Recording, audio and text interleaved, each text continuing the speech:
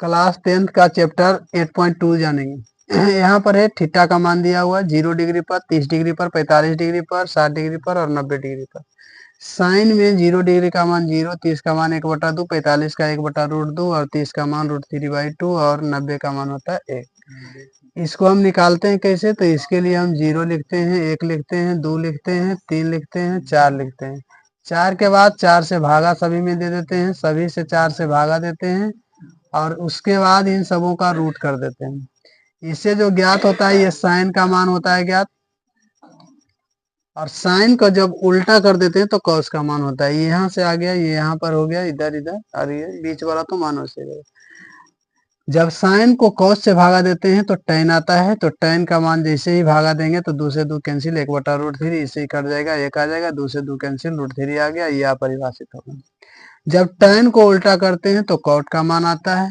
अब sec कैसे होता है? तो cos का उल्टा sec होता है। इसका एक उल्टा करेंगे, इसको उलट देंगे, 2 ऊपर √3 नीचे, इसको उलट देंगे, रूट ऊपर और यहाँ 2 ऊपर और यहाँ अपरिभाषित।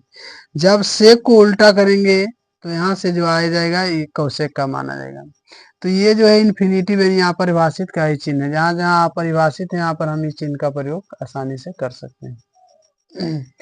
तो इसका कब हम प्रयोग करते हैं? जब किसी संख्या में 0 से भागा लगाना होता है, यानी संख्या ऊपर हो, भागा लगाना हो 0 से, तो इस पर हम इन्फिनिटिव का प्रयोग करते हैं, अपरिभाषित यानी परिभाषित नहीं किया जा सकता है। आगे जानेंगे cos 0 का मान 1 होता है, cos 30 का मान यहाँ दिया हुआ है और इसका जो मान होता है 0.87 होता है और 45 का मान इतना होता है, इसका मान 0.71 होता है। cos का मान 1/2 मतलब 0.5 होता है और cosec 90 का मान 0 होता है। अर्थात कोण थीटा का मान बढ़ने के साथ cos थीटा का मान घटते जाता है। यदि कोण थीटा न्यून कोण हो तो अंततः दिया गया कथन सत्य है। ये जो दिया हुआ है सत्य है। आगे sin 90 माइनस थीटा बराबर cos theta, cos 90 minus theta बराबर sin थीटा, ये बदलने का तरीका है। tan 90 माइनस थीटा बराबर cot theta, cot 90 minus theta बराबर tan theta. sec 90 minus theta बराबर cosec theta, cosec 90 minus theta बराबर sec theta. sin square theta plus cos square theta बराबर 1, sec square theta minus tan square theta बराबर 1।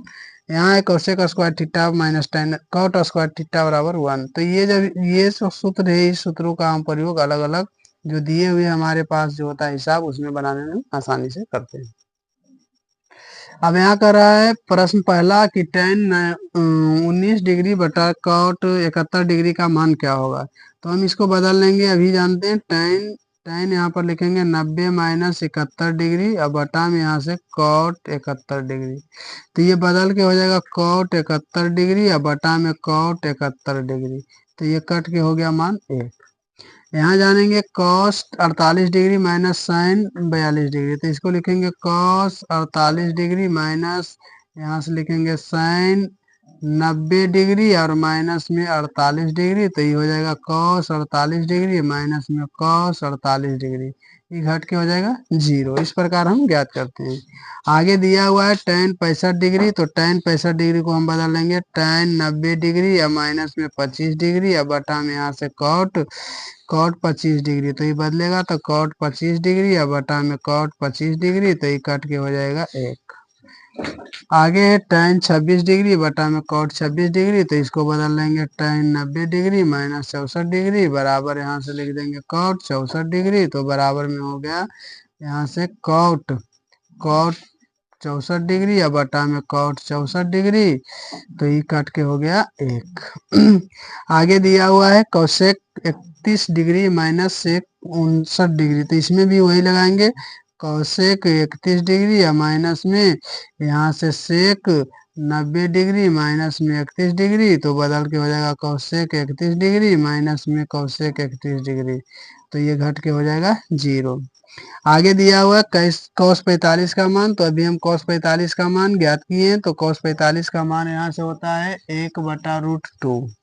इसका मान धरेंगे sec 30 का मान होता है 2/√3। तो इसका मान रख लेंगे और cosec 30 का मान जो होता है वो होता है 2। अब इसको हम हल करेंगे 1/√2 बटा में यहाँ से 2 प्लस इस जाके यहाँ जुटेगा तो रूट यानी कि 2√3 या बटा में √3। अब भीड़ का भीड़ से दूर का दूर से गुना करेंगे तो यहाँ से आ जाएगा √3 बटा में यहाँ से आ जाएगा 2√2 और यहाँ से आ जाएगा प्लस 2√6। यही हमारा आंसर होगा।